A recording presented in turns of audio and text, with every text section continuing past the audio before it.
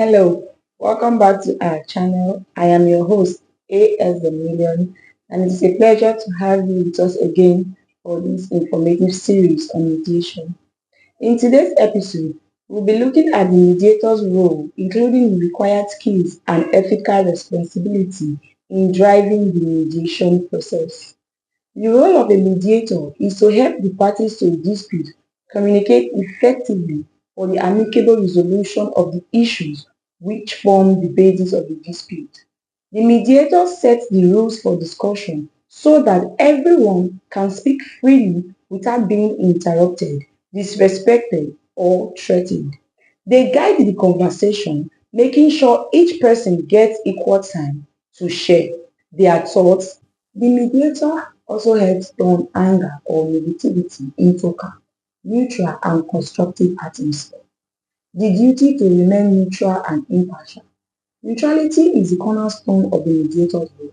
The mediator has no personal stake in the outcome. They do not favor one party over the other. The mediator remains unbiased throughout the process, treating all parties with equal respect and fairness. Even if they privately believe one party has a stronger legal case, they do not let that influence how they facilitate. This duty requires constant self-awareness. A mediator must recognize their own biases and set them aside. The duty to support self-determination. Self-determination means that the parties, not the mediator, makes the decision. The mediator's duty is to empower the parties to reach their own voluntary agreement. The mediator never forces a settlement. Any agreement reached must be freely chosen. The mediator ensures that parties have enough information to make sound choices. This may involve suggesting that they seek independent legal and professional advice. The mediator also helps parties generate and evaluate their own solution rather than imposing one. The duty to maintain confidentiality.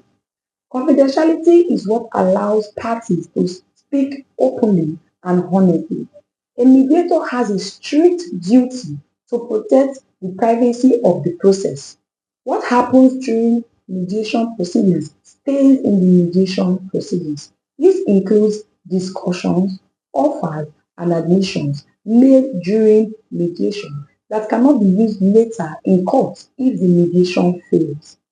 Information shared in private session is not to be disclosed to others without explicit permissions. To be able to carry out his or her duties effectively, the mediator must have the requisite skills, which are actively listening. This goes far beyond hearing words. Active listening involves giving full physical and mental attention to the speaker, restating what was said to confirm understanding, acknowledging the emotions behind the words, periodically pulling together key themes to ensure everyone is on the same page. 2. Emotional intelligence and regulation. Disputes are charged with emotion. A skilled mediator must be able to identify anger, fear, sadness, or frustration even when it is not explicitly stated. Acknowledge that strong feelings are natural and valid without letting them derail the process. React to attacks, outbursts, or hostility. Their composure sets the tone for the entire room. 3. Questioning techniques. The mediator should be able to ask the right questions as it may help discover solutions to solve the dispute. Questions like open-ended questions, closed questions. 4. Reframing and neutralizing language. Mediator transforms destructive language into constructive dialogue. For instance, from they are being completely unreasonable to you have not yet seen a proposal that addresses your primary concern. This skill allows parties to hear each other without feeling attacked. 5. Creativity and flexibility. They help parties think beyond obvious solutions to find options that satisfy underlying interest. They know when to use joint sessions, when to break into caucuses, and when to take a break to cool down emotions. When negotiations stall, they introduce new perspectives, reframe issues, or suggest reality testing to move the process forward. 6. Patience and persistence. They do not rush to fill every pause. Sometimes silence gives parties space to think. They do not give up at the first sign of resistance.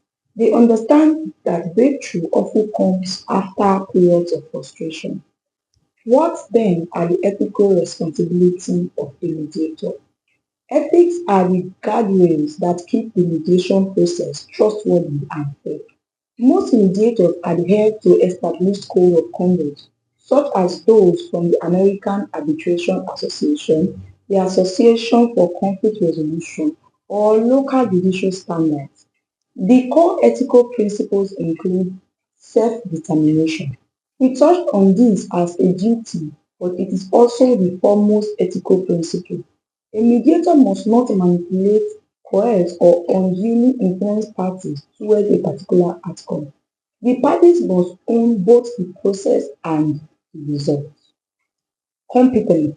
Mediators have an ethical obligation to serve only in matters for which they are qualified.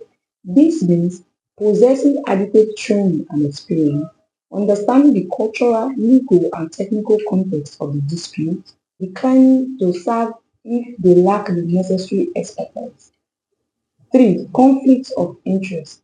A mediator must disclose any potential conflict of interest, personal, professional, or financial, that could affect impartiality. This includes prior relationships with any party or their counsel, any financial interest in the outcome. If a conflict cannot be waived by all parties, the mediator must withdraw. Confidentiality. Ethically, a mediator must safeguard all information disclosed during mediation, with very narrow exceptions.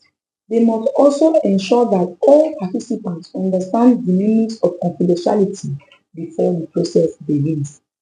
Quality of process. A mediator is ethically responsible for ensuring that the process is fair, informed, and voluntary. This includes ensuring parties have the capacity to mediate, e.g., not under duress or incapacitated, encouraging parties to seek independent legal or expert advice, terminating the mediation if continuing will result in harm or unfair outcome. Fees. Mediator must be transparent about their fees from the outset. Fee structure should be reasonable, disclosed in writing, and not contingent on the outcome of the mediation. A mediator's duty keep the process structured. Their skills keep it humane.